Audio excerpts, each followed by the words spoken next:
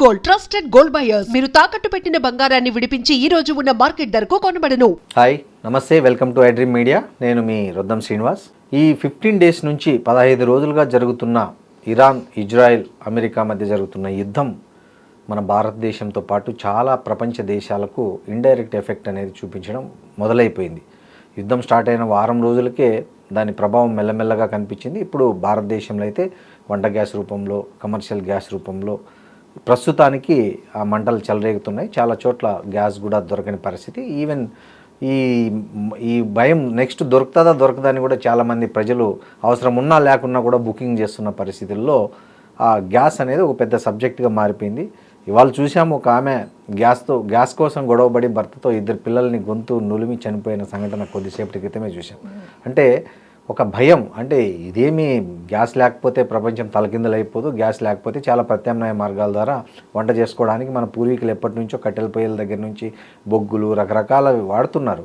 But కొంచెం ఎందుకో panic అవుతున్నారు. దీన్ని హ్యాండిల్ చేయడంలో ప్రభుత్వాలు కూడా కరెక్ట్గా గైడ్ చేయాలి అనిపిస్తుంది. ఓకే, ఆ విషయాల కంటే ఇంకా యుద్ధం ప్రభావం ఇంకా ఏ రూపాల్లో మన ముందు ఉండబోతుంది, ఇంకెంతకాలం దీని పరిస్థితులు ఇంకా ఎలా మారబోతున్నాయి అనేది ex army officer major Srinivas గారు మనతో ఉన్నారు. నమస్తే శ్రీనివాస్ గారు. నమస్తే అండి. శ్రీనివాస్ గారు, గత 15 రోజులుగా జరుగుతున్న యుద్ధం ఏ పరిస్థితుల్లో ఉంది ఇప్పుడు ప్రస్తుతము? దాని పర్యవసానాలు ఎలా ఉండబోతున్నాయి వచ్చే రోజుల్లో? ఇటు ట్రంప్ ఈ విషయంలో చాలా ఒక రకంగా చెప్పి తప్పుడు అంచనా వేసాడేమో అనిపిస్తుంది ఇరాన్ పట్ల. ఆయన ఏమనుకున్నాడంటే అమెరికాకి చమురు ఎక్కడైతే ఎక్కువగా దొరుకుతుందో ఆ దేశాల మీద ఆధిపత్యం కావాలి. ప్రపంచంలో కల్లా చమురు ఎక్కువగా దొరుకుతున్నటువంటి ప్రాంతం ఏదంటే వెనుజులా ప్రాంతం. వెనుజులాని అస్తవ్యస్తం చేసి పడేసాడు. అధ్యక్షుడిని ఎత్తుకు వెళ్ళిపోవడం, జైలు శిక్ష వేయించడం అన్నీ కూడా జరిగింది. అక్కడ సాధ్యమైంది.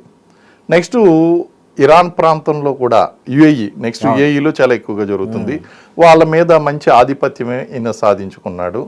ఇప్పుడు ఇరాన్ మీద కూడా ఈయనకి ఆధిపత్యం కావాలి. ఎందుకంటే ప్రపంచంలో 3వ అతిపెద్ద చమురు ఉత్పత్తి చేసేటువంటి ప్రాంతం ఏది అంటే ఇరాన్. సో అక్కడ ఉన్నటువంటి రెజ్యూమ్ చేంజ్ చేసి తనకు అనుకూలంగా ఉన్నటువంటి వ్యక్తిని పెట్టుకుని ప్రపంచంలో చమురు క్షేత్రాలు ఎక్కడున్నా సరే అమెరికాకి బెనిఫిట్ జరగాలి. ఆయన చెప్పకనే చెప్పాడండి, అమెరికా ఫస్ట్ అన్నాడు.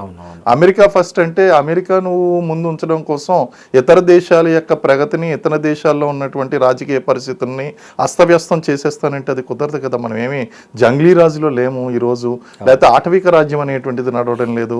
కనీస బేసిక్ అంతర్జాతీయ రాజకీయ నీతి అనేటువంటిది కూడా పాటించకుండా ఎక్కడ పడితే అక్కడ చమురు ఎక్కడైతే ఉన్నదో అక్కడ డామినేట్ చేయడం కోసం ఈయన ప్రభావం చూపిస్తున్నాడు. ఇరాన్ని చాలా తక్కువ అంచనా వేసాడండి. ఇరాన్లో ఇప్పుడు ఇరాన్ని టార్గెట్ చేయడానికి గల కారణం ఏంటి అంటే అక్కడ వీళ్ళు యురేనియం శుద్ధి కార్యక్రమం అనేటువంటిది ఏదైతే ఉందో అది పైకి చెప్పేటువంటి కారణం. అసలు కారణం ఏంటి అంటే అనేక శాంక్షన్స్ విధిస్తున్నాడు. ఆ శాంక్షన్స్ విధించి వీళ్ళని ఎలా అయినా గ్రిప్లో తీసుకుని రావాలి, వీళ్ళు చెప్పినటువంటి మాట ఉండాలి. ఎందుకంటే ఒకటి డాలర్ అండి, డాలర్తో పాటు ప్రపంచ ఆర్థిక గతిని నిర్ణయించేది ఏది అంటే చమురు బ్యారల్ రేటు. సో ఈ బ్యారల్ రేట్ని ఎలాగన్నా సరే కంట్రోల్ చేయాలి, చమురు ఉత్పత్తి ప్రాంతాలన్నీ కూడా ఇతని కంట్రోల్లో ఉండాలి అనేటువంటి ఉద్దేశంతో ఇక్కడ యుద్ధం ప్రారంభించాడు. ఇరాన్ని తప్పుడు అంచనా వేసి, తక్కువ అంచనా వేసి చావు దెబ్బతిన్నాడు అండి. ఒక రకంగా చెప్పాలి. ఈ 15 డేస్ యుద్ధంలో ఏ దేశానికి ఎంత నష్టం జరిగి ఉండొచ్చు మీ అంచనా ప్రకారం? ఇప్పుడు ఇరాన్కి అయితే సుప్రీం లీడర్ చనిపోయాడండి, తీరని నష్టం. ముస్తాబా ఖమేనీ కూడా గాయపడినట్టుగా చాలా బలంగా వార్తలు వీళ్ళు ఇస్తున్నారు. అయితే దీన్ని సైకలాజికల్ వార్ఫేర్ లో భాగంగా మనం ఏ విషయాన్ని కూడా చెప్పడానికి లేదండి. అసలు ఆయితుల్లా అలీ ఖమేనీ కూడా చనిపోయాడా, ఇప్పుడు అది కూడా మనం చెప్పడానికి లేదు. సైకలాజికల్ వార్ఫేర్ అండి ఇదంతా కూడా. మరి ఆ మాటకు వస్తే మరొక థియరీ కూడా వినిపిస్తుంది, మన బెంజమిన్ నెతన్యాహు కూడా లేడు, అసలు ఆయన కనిపించట్లేదు, దేశాల్లోకి వెళ్ళిపోయాడు, తలదాచుకున్నాడా, చనిపోయాడు, ఇలాగ రకరకాలైనటువంటి స్పెక్యులేషన్స్ నడుస్తూనే ఉన్నాయండి. కాబట్టి సరే, అమెరికా కూడా తనంతట తాను ఎక్స్ప్రెస్ చేసింది దాదాపు $1,00,000 కోట్ల ఖర్చు అయింది అని చెప్పేసి వాళ్ళు చెప్పడం అనేటువంటిది నిజంగా చెప్పాలి అంటే ఈ సమయంలో అమెరికా ఇంత నష్టపోయి సాధించింది ఏంటి? ఇరాన్ మీద ఆధిపత్యం సాధించిందా? సాధించలేదు. అక్కడ చమురు క్షేత్రాల మీద ఏమన్నా ఆధిపత్యం సాధించిందా? సాధించలేదు. రెజిమ్ని చేంజ్ చేయగలిగిందా? చేంజ్ చేయలేదు. అమెరికా ఫస్ట్ అన్నది ఎందులో ఫస్ట్ ఇప్పుడు ఆ విషయంలో? సో అక్కడ ఘోరంగా విఫలమైందండి. అమెరికా ఘోరంగా నష్టపోయింది. ఇరాన్ చూస్తే కనుక ఇరాన్కి కూడా తీవ్రమైనటువంటి నష్టం జరిగింది. ఇరాన్కి సరే బయట వినిపిస్తుంది, మనం చెప్పుకుందాం. సుప్రీం లీడర్ ఆయితుల్లా అలీ ఖమేనీ చనిపోయాడు. అలాగే ముస్తాబా ఖమేనీ గాయపడ్డాడు. అలాగే వాళ్ళ యొక్క ముఖ్యమైనటువంటి చమురు క్షేత్రాల మీద దాడి జరుగుతుంది. ప్రజలు అనేటువంటి వాళ్ళు ముందుగాను హ్యాపీగా లేరు. ఈవెన్ ఆయితుల్లా అలీ ఖమేనీ యొక్క పరిపాలన కూడా వాళ్ళు హ్యాపీగా లేరు. ఇప్పుడు హ్యాపీగా లేరు. ఇప్పుడు ప్రాణ భయం అనేటువంటిది అప్పుడు ఉంది, ఇప్పుడు ఉంది. ఆ విధంగా కనుక చూసుకుంటే కనుక ఇరాన్కి తక్కువ నష్టం జరిగింది, అమెరికాకి ఎక్కువ నష్టం జరిగిందండి. ఇక లక్షల్లో విలువ చేసేటువంటి డ్రోన్స్ నాశనం చేయడం కోసం కోట్ల విలువ చేసేటువంటి మిజైల్స్ని అమెరికా వాడవలసినటువంటి అవసరం ఏర్పడుతుందండి. ఆ విధంగా కనుక మనం చూసుకున్నట్లయితే ఎక్కువ నష్టపోయింది ఎవరు ఈ యుద్ధంలో అంటే ప్రస్తుతానికి అమెరికానే అని చెప్పాలి. పైకి కళ్ళబోలి కబుర్లు ఎన్ని చెప్పినా సరే, మేము చాలా ఘోరమైనటువంటి బుద్ధి చెప్పామన్నా సరే, ఐఆర్జీసీ దళాలు ఎక్కడ వెనక్కి తిరగడం లేదు, వెనక్కి తగ్గడం లేదు. అలాగే పోనీ చర్చలు సాధిద్దామని చెప్పేసి అంటున్నారు. చర్చలు సాధిద్దాము అంటే అక్కడ ఉన్నటువంటి మసూద్ పెజెష్కియాన్ వాళ్ళ యొక్క అధ్యక్షుడు అండి, మసూద్ పెజెష్కియాన్, ఆయన పెట్టినటువంటి కండిషన్స్ ఏ విధంగా ఉన్నాయండి? 3 కండిషన్స్ పెట్టాడండి. ఆ కండిషన్స్ లో ఏమన్నాడు? జరిగినటువంటి నష్టానికి నష్టపరిహారం ఇవ్వాలి అన్నాడు. అలాగే ఇరాన్ యొక్క సహజబద్ధమైనటువంటి హక్కులు ఏదైతే ఉన్నాయో ఇరాన్ యొక్క హక్కుల్ని వాటిని గుర్తించాలి, జోక్యం చేసుకోకూడదు అన్నాడండి. మూడోది ఏమన్నాడండి? మనకి భవిష్యత్తులో అలాంటి దాడులు జరగకుండా ఉండడం కోసం హామీ ఇవ్వాలి, ఒక అంతర్జాతీయంగా ఒక హామీ ఇవ్వాలి అని చెప్పేసి. అసలు అమెరికా ఎక్కడైతే చమురు క్షేత్రాలు ఉన్నాయో అక్కడ ఖచ్చితంగా జోక్యం చేసుకుంటుంది. అలాగే ఈరోజు అమెరికా ఏ రోజు కూడా ఏ దేశానికి నష్టపరిహారం చెల్లించినటువంటి సందర్భాలు లేవు. అవన్నీ జరిగేటువంటి ఆల్రెడీ ఇంతకుముందు జిమ్మీ కార్టర్ ఇరాన్కు ఆల్రెడీ ఒక ఒప్పందం రాయించున్నాడు కదా సార్, చరిత్ర చూసుకుంటే. ఆ విధంగా చూసుకున్నా సరే వైలేషన్స్ అనేటువంటి జరిగినాయి కదండి. వైలేషన్స్ అనేటువంటి జరిగినాయి, okay. But it is nothing better than something is better than nothing అంటారు కాబట్టి దే షుడ్ బి. ఇప్పుడు ప్రస్తుత పరిస్థితుల్లో అయితే నెక్స్ట్ జిమ్మీ కార్టర్ ఒప్పందం జరిగినప్పటికీ, ఉల్లంఘన జరిగినప్పటికీ ఇప్పటికీ చాలా డేస్, సంవత్సరాలు తేడా వచ్చింది, పరిస్థితులు మారాయి. కాబట్టి ఆ ఒప్పందం అనేటువంటిది రాసిస్తే గనక ఖచ్చితంగా కొంతవరకు శాంతించవచ్చు ఇరాన్ అనేటువంటిది. కాకపోతే ఇరాన్ పర్సనల్గా తీసుకుందండి. ఎప్పుడైతే ఆయితుల్లా అలీ ఖమేనీ చనిపోయాడో దీనికి ఖచ్చితంగా మేము రివెంజ్ అనేటువంటిది తీర్చుకుంటాము, మా పగ తీర్చుకుంటాము, ట్రంప్ని చంపుతాము అని చెప్పి అమెరికా అధ్యక్షుని కాదు, ట్రంప్ నేను పర్సనల్గా చెప్పారు.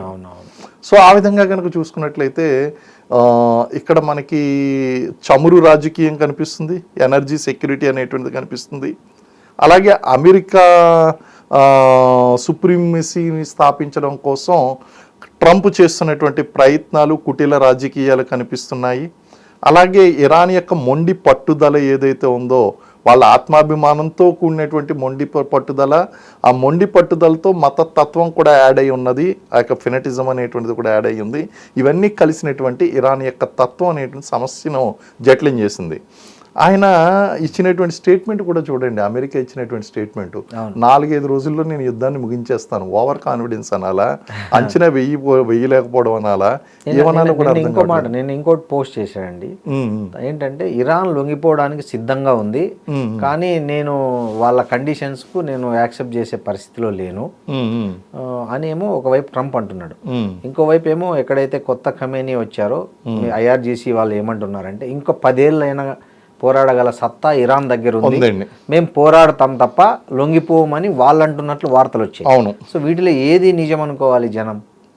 సింపుల్ అండి. ఇప్పుడు మనకి ఆల్రెడీ మసూద్ పెజెష్కియాన్ ఇచ్చినటువంటి స్టేట్మెంట్ ఎవరైనా చూసిన వెంటనే దాన్ని ఏమైనా ఇంటర్ప్రిట్ చేస్తారు, వీళ్ళు సుముఖత వ్యక్తం చేస్తున్నారని.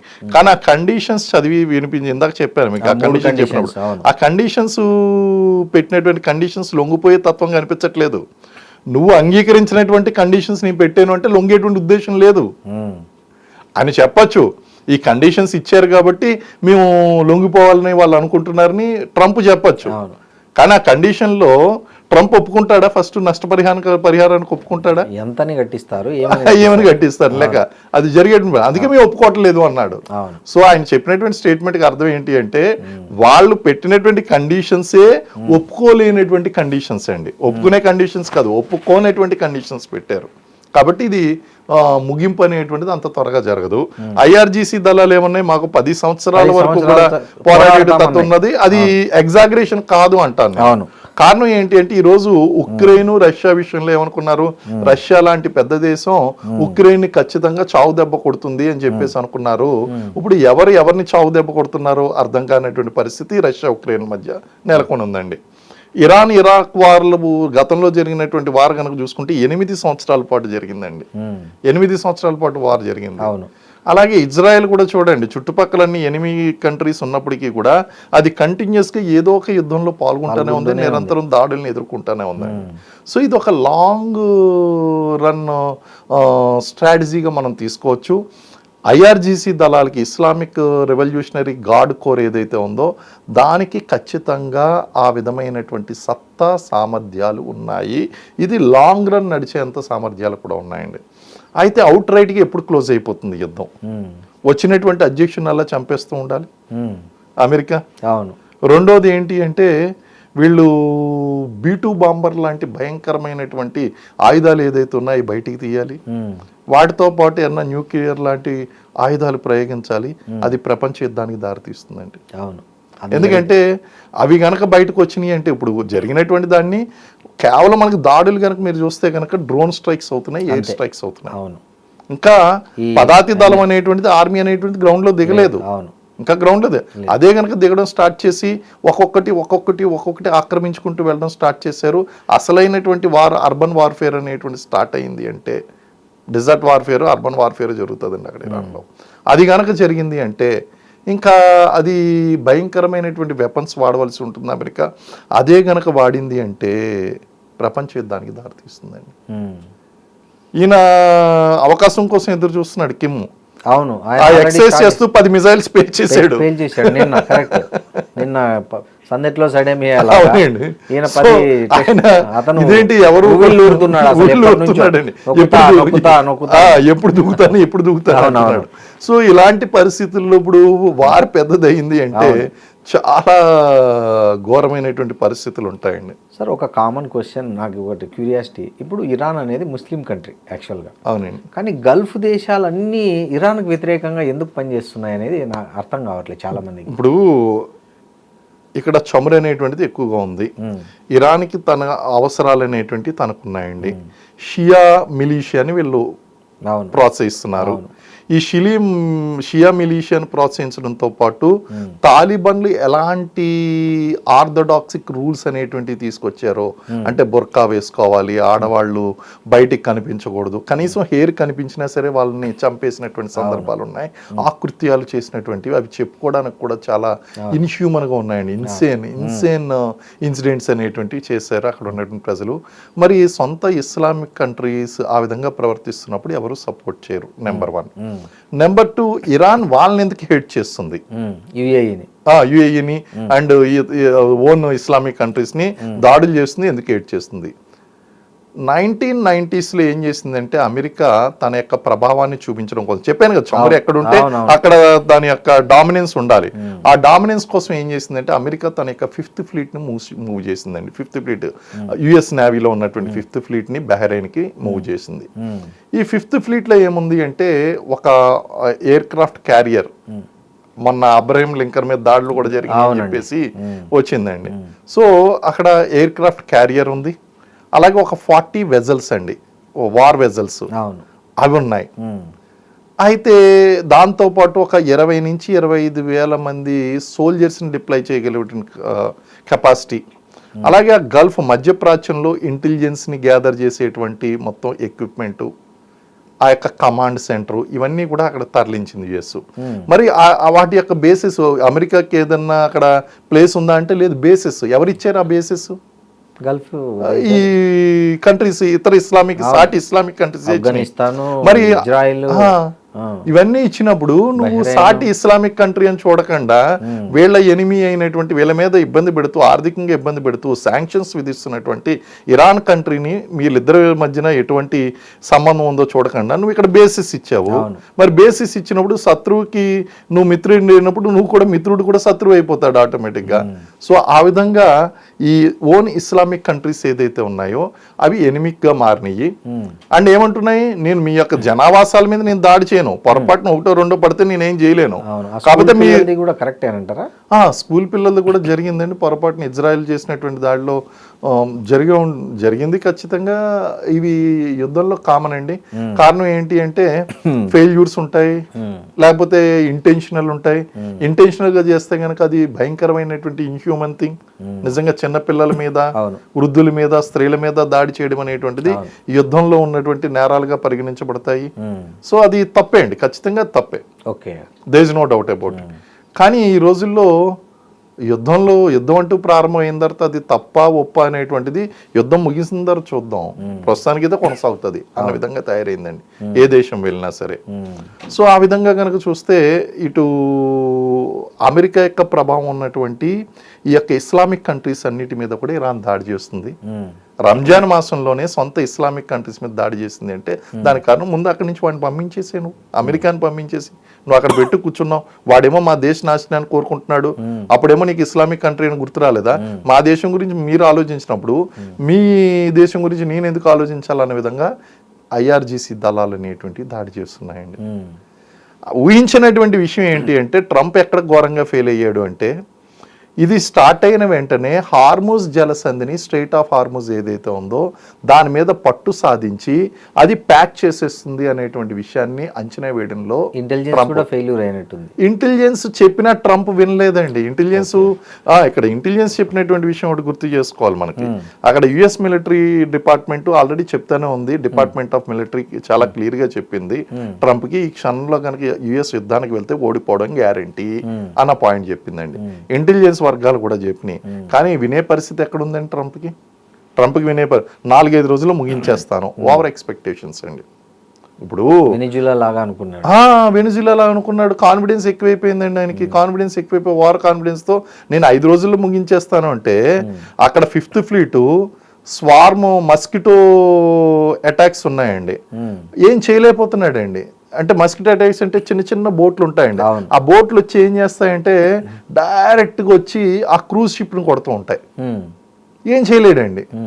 అండ్ ఇలాంటి అటాక్స్ చాలా ఉన్నాయి ఇరాన్ దగ్గర ఉన్నటువంటి యుద్ధ తంత్రం కూడా చిన్న చిన్న గుంపులుగా టార్గెటెడ్ గా అటాక్ చేస్తారు, పారిపోతారు, అటాక్ చేస్తారు, వెళ్ళిపోతారు. రెండోది హోల్డింగ్ ద గ్రౌండ్ అండి, నోయింగ్ ద గ్రౌండ్. యుద్ధంలో ఎప్పుడు కూడా హైయెస్ట్ అడ్వాంటేజ్ ఉంటుంది. అంటే గ్రౌండ్ గురించి తెలిసి ఉండాలి, ఎక్కడ ఏ కార్నర్ ఉంది, ఎక్కడ అడ్వాంటేజ్ ఉంది. Ground advantage is very important అండి. ఎక్కడి నుంచి వచ్చిన అమెరికాకి ఇరాన్ గ్రౌండ్ గురించి తెలుస్తుందా, అక్కడ ఉన్నటువంటి IRGC దళాలకు బాగా తెలుస్తుందా? IRGC దళాలు ఇంచు బై ఇంచు జల్లెడ పట్టారండి. అమెరికా ఓకే నా దగ్గర టెక్నాలజీ ఉంది, ఇది ఉంది, అది ఉంది అంటే అంత టెక్నాలజీ పెట్టుకుని ఒసామా బిన్ లాడెన్ పట్టుకోవడానికి 4 సంవత్సరాలు పట్టింది. 4 సంవత్సరాల క్రితమే వాళ్ళు ఐడెంటిఫై చేసి దాన్ని కన్ఫర్మ్ చేసుకుని 4 సంవత్సరాల తర్వాత అటాక్ లాంచ్ చేశారు. మరి ఓన్ గ్రౌండ్ అండి. సో ఇండియా అయినా సరే అండి, ఎవరైనా సరే ఇండియాకి వచ్చి యుద్ధం చేస్తే ఇండియాది పై చేయి అవుతుందండి. మనం వేరే దేశానికి ఆక్రమణకి వెళ్తే వాళ్ళది పై చేయి అవుతుంది. Because they know the ground reality వాళ్ళకి తెలుస్తుంది. They understand the ground better, they use the ground better, ఇవన్నీ కూడానండి. సో ఆ విధంగా కనుక చూస్తే అమెరికా వచ్చి ఇక్కడ పోరాటం చేయాలి, ఇక్కడ ఇతర దేశాలు ఇందులో ఇన్వాల్వ్ అవ్వడం, ఒక ఇజ్రాయెల్ మిగిలిన వాళ్ళు ఎవరు ఇన్వాల్వ్ అవ్వడానికి ఇష్టం లేదు. ఇజ్రాయెల్ కూడా ఎందుకు ఇన్వాల్వ్ అయ్యింది అంటే బికాస్ ఆఫ్ హిజ్బుల్లా, హౌతీస్, వీళ్ళందరూ ఎవరైతే ఉన్నారో, హమాస్, వీళ్ళందరికీ ఫండింగ్ అనేటువంటిది ఇస్తుంది ఇరాన్. వాళ్ళు ఇచ్చిన ఫండింగ్ వలన ఇక్కడ వాళ్ళు ఇజ్రాయెల్ మీద అటాక్ చేస్తున్నారు కాబట్టి ప్రియంప్టివ్ స్ట్రైక్స్ చేశాను అంటుందండి. ప్రియంప్టివ్ స్ట్రైక్స్ చేయడం కూడా ఎంతవరకు కరెక్ట్? అది వ్యూహంలో భాగం. అంటే నువ్వు ముందుగా దాడి చేస్తావని నేను దాడి చేశాను, కరెక్టే, ముందుగా దాడి చేస్తావని దాడి చేస్తావు.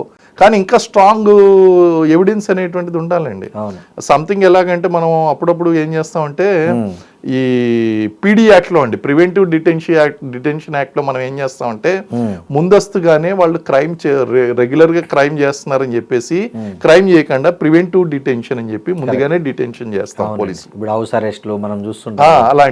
అలాగే ఇది ఏం చేసింది, ప్రియంటివ్ స్ట్రైక్ చేసింది. నువ్వు దొంగతనం చేస్తావని భయం వేసి ముందుగానే నిన్ను అరెస్ట్ చేస్తున్నాను అన్నట్టు, నువ్వు దాడి చేస్తావని భయం వేసి ముందుగానే దాడి చేశాను. ఇది కొంచెం విమర్శనాత్మకంగా తయారైందండి అది. సరే, ఈ గల్ఫ్ దేశాలు ఇరాన్ మీద ఏమైనా మిలిటరీ యాక్షన్ తీసుకునే అవకాశం ఉందా? ఒకవేళ నిజంగా గల్ఫ్ దేశాలు మిలిటరీ యాక్షన్ తీసుకుంటే పరిస్థితి ఎలా ఉండబోతుంది? ఇట్ విల్ బి డిఫికల్ట్ అండి డెఫినెట్లీ. కానీ అలాంటి పరిస్థితి అయితే కనుక రాదు. కారణం ఏంటి అంటే గల్ఫ్ కంట్రీస్ ఇప్పటికే చాలా ఇబ్బంది పడుతున్నాయి. They have to survive themself. వాళ్ళ మధ్యప్రాచ్యంలో ఒకరికొకరు ఎంత యుద్ధం చేసుకున్నా ఏం చేసుకున్నా వాళ్ళు సహకరించుకోవలసినటువంటి పరిస్థితులు వాళ్ళకు ఉన్నాయి. ఒకవేళ కనుక ఇరాన్ మీద కనుక వాళ్ళు చేశారు అంటే ఇంకా ఘోరంగా దెబ్బతింటారండి గల్ఫ్ దేశాలు. ఇప్పుడు కేవలం ఆ యొక్క అమెరికన్ బేసిస్ మీదే దాడులు అనేటువంటివి జరుగుతున్నాయి. అలాంటి పొరపాటు వీళ్ళు చేయరు. ఎందుకంటే మొత్తం మధ్యప్రాచ్యం అంతా ఇన్వాల్వ్ అయిపోయిందంటే యుద్ధం నెక్స్ట్ స్టేజ్కి వెళ్తుందండి. ఈ సీరియస్ లెవెల్ ఆపరేషన్ వల్ల యుద్ధంలో స్టేజ్ 1 వార్కి వెళ్ళిపోతుందండి. స్టేజ్ 1 వార్కి ఖచ్చితంగా వెళ్ళిపోతుంది. నిన్న ట్రంప్ అన్నాడు, హర్ముజ్ జలసంధిని త్వరలోనే అధీనంలోకి తెచ్చుకుంటాం. అవును, మొత్తం దాని మీద కేంద్రీకృతం 2-3 రోజుల్లో మేము దాన్ని ఫినిష్ చేస్తాం అంటున్నాడు. అవునండి. నిజంగా సాధ్యమవుతుందా హర్ముజ్ జలసంధిని అమెరికా తను అనుకున్నట్లు స్వాధీనం పరచుకోవడం అనేది? అంత ఈజీ టాస్క్ అంటారా? ఈజీ టాస్క్ అయితే కాదు, కానీ అది చెయ్యలేడు అని చెప్పడానికి లేదు. అందుగురించే యుఎస్ అబ్రహీం లింకన్ మీద దాడి చేయడం అనేది ముందస్తుగా వీళ్ళు చేశారు. వీళ్ళకి చాలా స్ట్రాంగ్ ఇరాన్ కోర్కి చాలా ఉంది. ఇరాన్ IRGC దళాలకి, ఇస్లామిక్ రెవల్యూషనరీ గార్డ్ కోర్కి చాలా మంచి ఇన్పుట్స్ ఉన్నాయండి. ముందస్తుగానే దాడి చేశారు. ఇక్కడ 5th ఫ్లీటే రావాలి. 5th ఫ్లీట్ వచ్చి పని చేయాలి. ఇక్కడ చేయాలంటే 5th ఫ్లీట్ ని స్టార్టింగ్ లో అటాక్ చేశారు, వెనకడిగేశారు. తర్వాత అబ్రహీం లింకన్ కొట్టారు, అది వెనకడిగేసింది అక్కడ అమెరికా. కాబట్టి అది అసాధ్యమైతే కాదు, కానీ 5th ఫ్లీట్ ని తీసుకొచ్చేయాలి. జాగ్రత్తగా చేస్తే కనుక అవుతుంది, కానీ అది అనుకున్నంత ఈజీ కాదు. అదే అంటే ఫుల్ ప్లెజ్డ్ వార్ పెంచాలి. ప్రజెంట్ స్టేజ్లో అయితే మాత్రం ఇట్ ఈస్ నాట్ పాసిబుల్.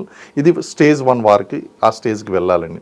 ఆ స్టేజ్కి వెళ్ళిన తర్వాత ఇప్పుడు అలాగే మనకి ఇదే గనక నెక్స్ట్ లెవెల్కి ఎస్కలేట్ అయ్యిందంటే ఈ ఇండైరెక్ట్ సపోర్ట్ అలా డైరెక్ట్ సపోర్ట్గా మారితే ప్రపంచ యుద్ధంగా మారుతుందేమో అనేటువంటి భయాలు ఉన్నాయి. ఆల్రెడీ కొన్ని స్పెక్యులేషన్స్ వస్తున్నాయి సార్. ఆల్రెడీ చైనా, రష్యా త్వరలోనే ఇరాన్ వైపు ప్రత్యక్షంగా యుద్ధంలో పాల్గొనే అవకాశం ఉంది, వాళ్ళు సపోర్ట్ బహిరంగంగా చేస్తారు అనే ఒక స్పెక్యులేషన్ నడుస్తుంది.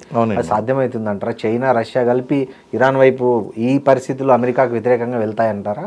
అది ఇంకా ఫైనల్ స్టెప్ అని చెప్పేసి అనాలండి. ఒక రకంగా చెప్పాలంటే అది ఫైనల్ స్టెప్. అది కనుక వెళ్ళింది అంటే యుద్ధం నెక్స్ట్ స్టేజ్కి వెళ్ళినట్టే అండి ఖచ్చితంగా. ఇది ఒక సీరియస్ అంశంగా మారబోతుంది. It is not a simple issue. ప్రపంచ యుద్ధం వైపు అడుగులు పడేటువంటి పరిస్థితులు అండి అయ్యి. అది జరగకూడదని చెప్పేసి మనం కోరుకుందాం. ఇప్పుడు ఏదైతే వెపన్స్ అమ్ముకుంటున్నారో, ఇండైరెక్ట్ సపోర్ట్ చేస్తున్నారో ఉండడమే మంచిది. ఇటు ఏదన్నా సరే, ఇటు కిమ్ కానీ, నార్త్ కొరియా, లేకపోతే ఈ రష్యా, చైనా, ఉక్రెయిన్లు కానీ డైరెక్ట్గా వచ్చేసారు అంటే గనక అది ప్రపంచ యుద్ధం వైపు అడుగులు వేసినటువంటి పరిస్థితులు ఏర్పడతాయి.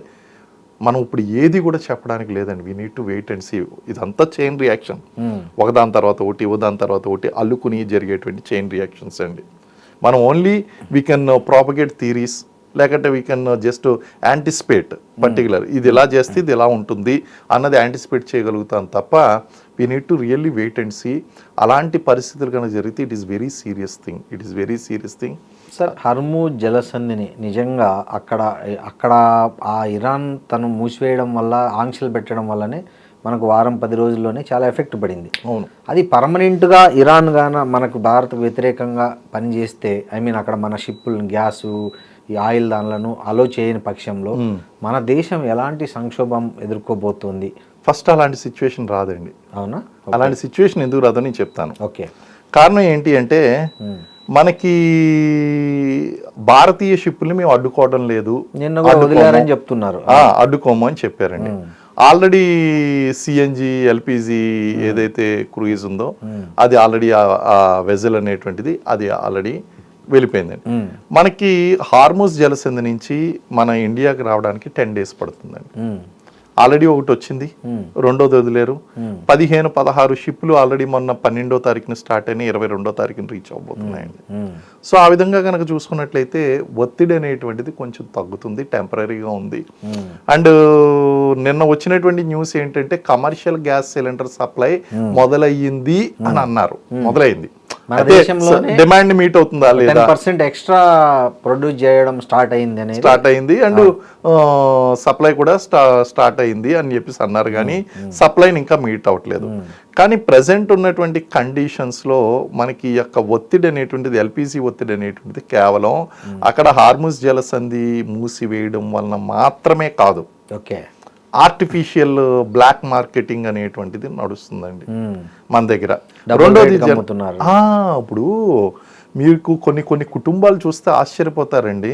కొన్ని కుటుంబాల్లో ఫేక్ గ్యాస్ సిలిండర్లు పెట్టుకుని, ఎల్పిజి సిలిండర్లు పెట్టుకుని నెలకి 5-6 సిలిండర్లు తీసుకుని దాన్ని కమర్షియల్ గా హోటళ్ళకి అమ్ముకుని బతికేటువంటి కుటుంబాలు కూడా ఉన్నాయి. అంటే there are 25% LPG collections are fake connections ఉన్నాయండి. అందు గురించి ఇప్పుడు మనం కూడా రీఫార్మ్ స్టార్ట్ చేసామండి. ఏమంటున్నాం అంటే కేవైసీ ఎక్కడైతే లేదో, కేవైసీ లేనటువంటి సిలిండర్లన్నీ కూడా కనెక్షన్స్ క్యాన్సిల్ చేయాలి. రెండోది ఏంటి అంటే ఎల్పిజిలో ఎవరికి కూడా 15 రోజులకి సిలిండర్లు అయిపోయేటువంటి పరిస్థితులు లేవు. మినిమం 30 అయిపోదండి. కాబట్టి ఇప్పుడు ఏం చేశారంటే ఒక్క బుకింగ్ నుంచి నెక్స్ట్ బుకింగ్ చేయాలి అంటే 30 days 25 days పెట్టారు. అది సెకండ్ మనం ప్రికాషన్ మనం తీసుకున్నాం. దాంతోపాటు ఈ బ్లాక్ మార్కెటింగ్ చేసేటువంటి వాళ్ళ మీద కూడా విజిలెన్స్ అనేటువంటిది బాగా పెంచారండి. దేశీయంగా 10% ఉత్పత్తి అనేటువంటిది పెంచారు. అలాగే అక్కడి నుంచి రావాల్సినటువంటి షిప్పులన్నీ కూడా వస్తున్నాయి. సో ఆ విధంగా కనుక చూసుకుంటే what we have faced is, ఇక్కడ దెబ్బ తగిలింది, వాచింది అంతే, కానీ ఈ చేతిని తీసేయవలసినటువంటి పరిస్థితి రాలేదు. అంటే సీరియస్ ప్రాబ్లం అనేటువంటిది మనకి రాకపోవచ్చు కూడా. అది మరీ మనకి తిండి లేనటువంటి పరిస్థితి కానీ, అంటే ప్యానిక్ అవుతున్నారు జనాలు, ప్యానిక్ అవుతున్నారు. వాళ్ళకి ఆల్రెడీ రకరకాల సమస్యలు ఉంటున్నాయి. మనకి స్టార్టింగ్ లో మీరు అన్నట్టు ఒక గృహిణి ఆత్మహత్య చేసుకుని పిల్లల్ని చంపేసి గ్యాస్ దొరకట్లేదంటే వాళ్ళకి అప్పుడే ఆల్రెడీ గృహ సమస్యలు ఉన్నాయి. ఈ ఒత్తిడి తట్టుకోలేక ఇవి యాడ్ ఆన్ అయినాయి ఖచ్చితంగా. కాకపోతే ఏంటి అంటే మనం గనక కొంచెం సంయమనం పాటించాలి. అండ్ ఇండక్షన్ స్టవ్స్ అనేటువంటివి ఇంక్రీజ్ చేయాలి, ఆల్టర్నేట్గా ఇండక్షన్. దానివల్ల పవర్ డిమాండ్ అనేటువంటిది పెరుగుతుంది, పవర్ సప్లై పెంచవలసినటువంటి అవసరం కూడా ఉంటుంది.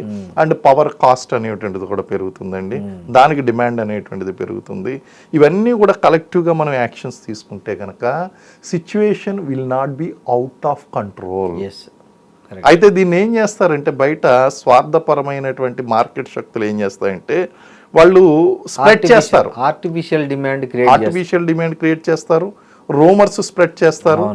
అండ్ పొలిటికల్ పార్టీస్ కూడా ఏం చేస్తాయంటే ఓటు బ్యాంక్స్ కోసం ప్రజల్ని నెట్టుకుని వాళ్ళని రెచ్చగొట్టి తమ వైపు తిప్పుకోవడానికి ప్రయత్నిస్తారు.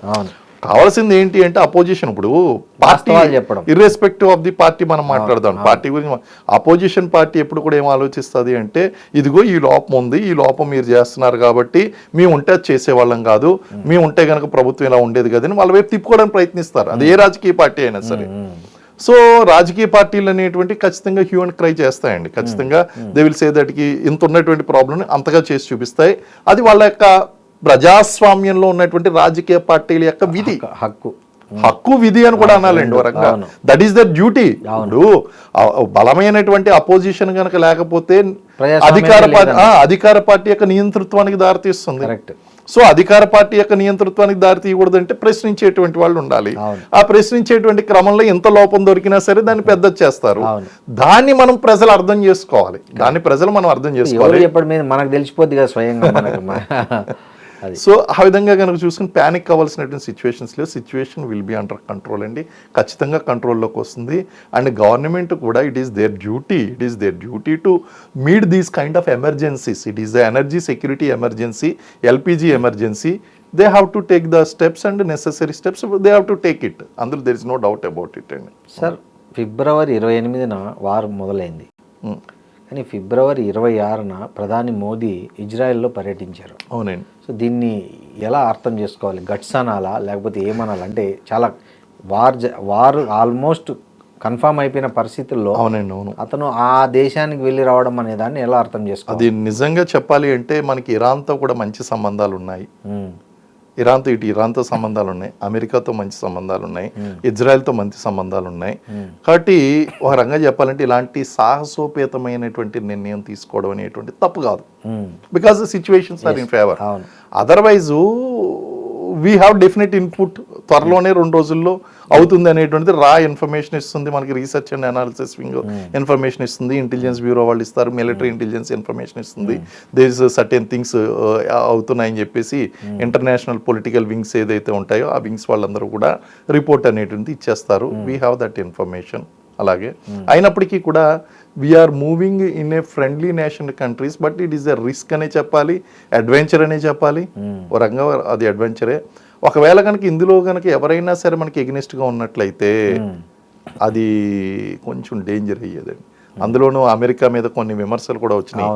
America has plotted to kill Narendra Modi అని చెప్పేసి ఒక న్యూస్ కూడా వచ్చింది. అలాంటి సమయంలో కొంచెం తీసుకోవడం ఈ నిర్ణయం ఒక రంగా చెప్పాలంటే మంచి సాహసోపేతమైనటువంటి నిర్ణయమే. It has happened and over. అదండి సార్. ఈ పరిస్థితుల్లో ప్రపంచం ఇలా ఒకవైపు పశ్చిమాసియా సంక్షోభం కొనసాగుతోంది, ఇంకోవైపు నిరుద్యోగం ఏఐ వచ్చి చాలామంది నిరుద్యోగులుగా మారుతున్నారు. ఇలాంటి పరిస్థితుల్లో భారత్ ఎటూ కాకుండా ఒక తటస్థ వైఖరిని అవలంబిస్తుంది. అవును. సో దీన్ని కరెక్ట్ అనుకోవచ్చా? ఈ వ్యూహం కరెక్టేనా? భారత్ అనుసరిస్తున్న వ్యూహం కరెక్టా, లేకపోతే ఏదో ఒక సైడ్ తీసుకోవడం బెటరా? ఏది చేస్తే బెటర్ అంటారు దౌత్యపరంగా? ప్రస్తుతం మనం చేస్తున్నటువంటిది అభిలషణీయమైనటువంటి వ్యూహం అండి. Okay. Which benefits India in long term. ఇక్కడ 2 ఉన్నాయండి. షార్ట్ టర్మ్ బెనిఫిట్స్ కావాలా, లాంగ్ టర్మ్ బెనిఫిట్స్ కావాలా. ఇప్పుడు ఇరాన్కి గనక మనం శత్రు దేశం గనక చేసుకున్నామంటే భారతదేశంలో ఆల్రెడీ షియాలు ఉన్నారు. షియా మిలేషియా అక్కడ వర్క్ చేస్తుంది. ఇప్పటికే అతి కష్టం మీద మీరు ఎన్నైనా మాట్లాడండి, ఏదైనా సరే చెప్పండి, అపోజిషన్ పార్టీస్ ఏదైనా మాట్లాడనివ్వండి, ఇండియాలో ఉగ్రవాదం అనేటువంటిది కంట్రోల్ చేయబడింది 100%. ఇది మాత్రం అన్డిబేటబుల్ అండి. అయితే అలా అంటే మీరు పుల్వామా సంఘటన ఎందుకు జరిగింది, లేకపోతే పహల్గామ్ సంఘటన ఎందుకు జరిగింది, ఏదో ఒకటి జరుగుతుందండి. అది ఖచ్చితంగా జరుగుతుంది, జరిగింది, అండ్ భవిష్యత్తులో కూడా జరుగుతాయి. ఎందుకంటే ఇంత 141 కోట్ల మంది జనాభా ఉన్నటువంటి భారతదేశంలో ఉగ్రవాదం అనేటువంటి సీడ్ పడిపోయింది. పడిపోయిన తర్వాత దాన్ని మనం కంట్రోల్ చేస్తున్నాం. కంట్రోల్ చేస్తున్నప్పుడు అవుట్ ఆఫ్ కంట్రోల్ అక్కడక్కడ జరుగుతాయి. ఖచ్చితంగా ల్యాప్సెస్ అనేటువంటివి ఎదురవుతాయి. దాన్ని మళ్ళీ మనం లెసన్స్ ల్యాండ్ కింద ముందుకు వెళ్తాము. దాన్ని మనం గతంతో పోల్చినటువంటి విషయాలతో గనక పోల్చినట్లయితే తగ్గింది. నెంబర్ 1. మరి ఇలాంటి పరిస్థితిలో ఇటు ఆఫ్ఘనిస్తాన్ని కానీ లేదా ఇటు ఇరాన్ని కానీ మనం రెచ్చగొట్టినట్లయితే, వాళ్ళతో సత్సంబంధాలు మెయింటైన్ చేయకపోతే ఇక్కడ ఉన్నటువంటి ఉగ్రవాదం మీద ప్రభావం చూపిస్తుందా, చూపించదా? ఖచ్చితంగా చూపిస్తుంది. కాబట్టి మనం ఇరాన్ విషయంలో తప్పని మాట్లాడడానికి వీల్లేదు, అలాగని చెప్పి సపోర్ట్ చేయడానికి వీల్లేదు, మన ఆయుధాలు ఇవ్వడానికి లేదు. మనమే బ్రహ్మోస్ని పంపించలేదు, మన ఆయుధాలు ఇవ్వలేదు అంటే అమెరికాకి ఇజ్రాయెల్కి కోపం రాలేదు. అలాగని చెప్పేసి ఇప్పుడు ఆయన చనిపోయాడని సంతాపం ప్రకటించలేదు. సంతాపం ప్రకటిస్తే మళ్ళీ వీళ్ళకి కోపం వస్తుంది. మనం తటస్థ వైఖరి అవలంబించాం.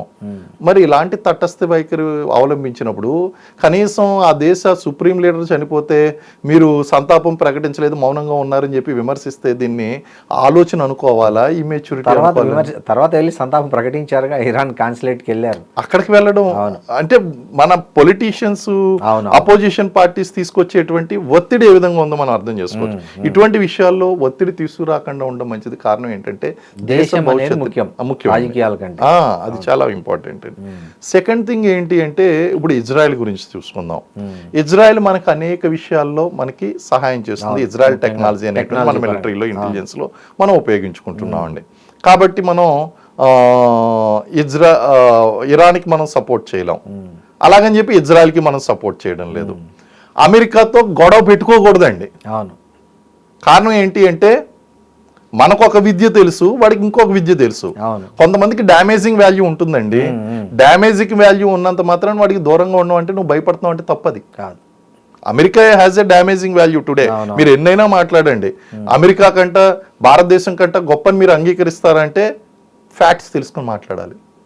టెక్నాలజీలో అడ్వాన్స్ Definitely అమెరికా గొప్పే అడ్వాన్స్డ్ గా ఉందండి. దానికి తగినట్టుగా మనం మెలగాలి. ఇప్పటికే మన మీద ట్రేడ్ వార్ఫేర్ చేశాడు ట్రంప్. ఏ అధ్యక్షుడు లేనంత విధంగా ఘోరమైనటువంటి రిలేషన్స్ మెయింటైన్ చేశాడు. ఫ్రెండ్ అంటూనే ఎనిమిగా బిహేవ్ చేశాడు. అండ్ అతి కష్టం మీద అతను పెంచినటువంటి టారిఫ్స్ 30% 50% వెళ్ళిపోయినటువంటి టారిఫ్స్ ని 15% తీసుకొచ్చాం. Still it is high. Still it is high. 0 ఉండింది 15 అయింది. Still it is high. ఇలాంటి మనం సర్దుకుని వస్తున్నటువంటి టైంలో మనం వీళ్ళలో ఎవరికైనా సరే సపోర్ట్ చేసి మనం అమెరికాని చెడ్డ చేసుకోలేమండి. అవును, ఎందుకంటే మోస్ట్ ఆఫ్ ద ఇండియన్స్ అమెరికాలో ఉన్నారండి. అమెరికాలో ఉన్నారు. ఇప్పటికే వార్ మెమోరియల్ దగ్గర ఒక కపుల్ డాన్స్ చేశారని చెప్పి వాళ్ళ గురించి నానా హడావుడి చేశారు. అలాగే ఎక్కడ అవకాశం వస్తే అక్కడ ఉద్యోగ అవకాశాలు తీసేస్తున్నాడు. అమెరికన్స్ ఫస్ట్ అంటున్నాడు. అక్కడ వెళ్తున్నటువంటి వాళ్ళందరినీ కూడా అరెస్టులు చేస్తున్నాడు.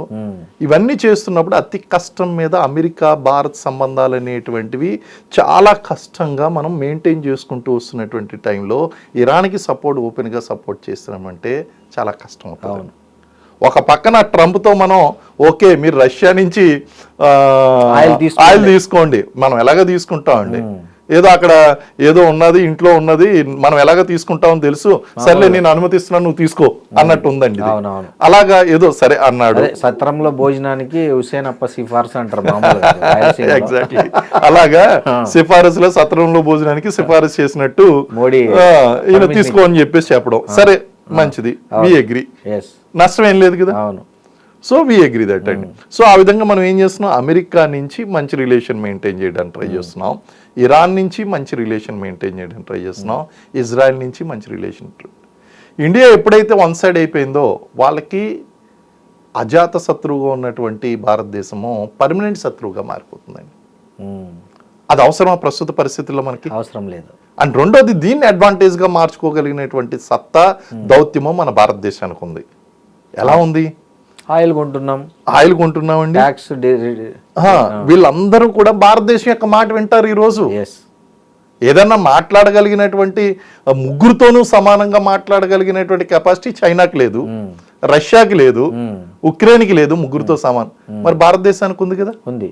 కాబట్టి భవిష్యత్తులో ఏదన్నా వస్తే గనక మనం మౌనంగా ఉండడం వలన ఖచ్చితంగా మనం దౌత్యపరమైనటువంటి అడ్వాన్స్మెంట్ తీసుకోవడానికి అవకాశం ఉంటుంది.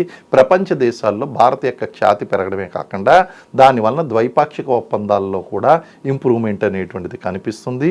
భవిష్యత్తులో భారతదేశానికి అడ్వాంటేజ్గా మారుతుంది. కాబట్టి మనం ఈ విధంగా న్యూట్రల్గా వెళ్ళడమే, లాంగ్ రన్లో దృష్టిలో ఉంచుకొని లాంగ్ రన్ బెనిఫిట్స్ని ఈ విధంగా వెళ్ళడమే కరెక్ట్ తప్ప మనం వన్ సైడ్ తీసుకున్నాము అంటే ఖచ్చితంగా భారతదేశానికి నష్టం జరుగుతుందని చాలా ఆచితూచి మనం స్టెప్స్ వేయాలి ఈ టైంలో.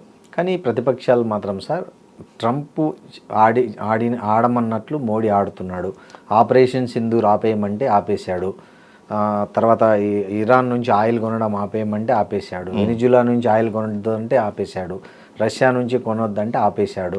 మళ్ళీ రష్యా నుంచి కొనమంటే కొనడం మొదలుపెట్టాడు. ఈ తరహా ఒక క్రిటిక్స్ వస్తున్నాయి. అవునండి. వీటిని ఎలా మనం, మీకు ఎలాగో ఓపిక ఉంటుందండి, మన ప్రేక్షకులు కూడా ఓపిక ఉంది అంటే నేను ఒక చిన్న స్టోరీ చెప్తానండి, వినాలి, ఇది ఖచ్చితంగా వినాలి. చెప్పండి సార్. ఒక వ్యక్తి తన భార్యను గాడిద మీద గుర్రం మీద కూర్చోబెట్టి తీసుకెళ్తున్నాడు అంటండి. తీసుకెళ్తుంటే జనాలు అన్నారంట, చూసావా ఆ వ్యక్తి ఎంత క్రూరుడు, ఇద్దరు కలిపి ఒక గుర్రం మీద వెళ్తున్నారు, ఆ బరువు అంతా వాళ్ళ మీద పడిపోయింది అని అన్నారంటండి. అన్న వెంటనే అతను ఏం చేశాడంటే అతను దిగిపోయి భార్యను నడిపించుకుంటూ తీసుకెళ్ళి కొంచెం ముందుకు వెళ్ళిన తర్వాత, అరే అతను చూడు భార్యకి ఎంత భయపడతాడు, ఇతను నడుస్తూ భార్యను గుర్రం మీద కూర్చోబెట్టాడు అని. వెంటనే ఏం చేశాడు, భార్యను దింపేసి ఈయన కూర్చున్నాడు అంటే, చూడు ఎంత దుర్మార్గుడో, ఆడ మనిషిని నడిపిస్తున్నాడు, ఈయనేమో గుర్రం మీద కూర్చున్నాడు అన్నమాట. ఇంక ఇది కాదు పని అని చెప్పి వీళ్ళిద్దరూ కిందకి దిగిపోయి గుర్రాన్ని, ఎంత పిచ్చోళ్ళు అమాయకులో చూడండి, గుర్రాన్ని పెట్టుకుని నడుచుకుంటూ వెళ్తున్నారు, వీళ్ళంత మూర్ఖులు ఇంకోళ్ళు లేరు అన్నారు.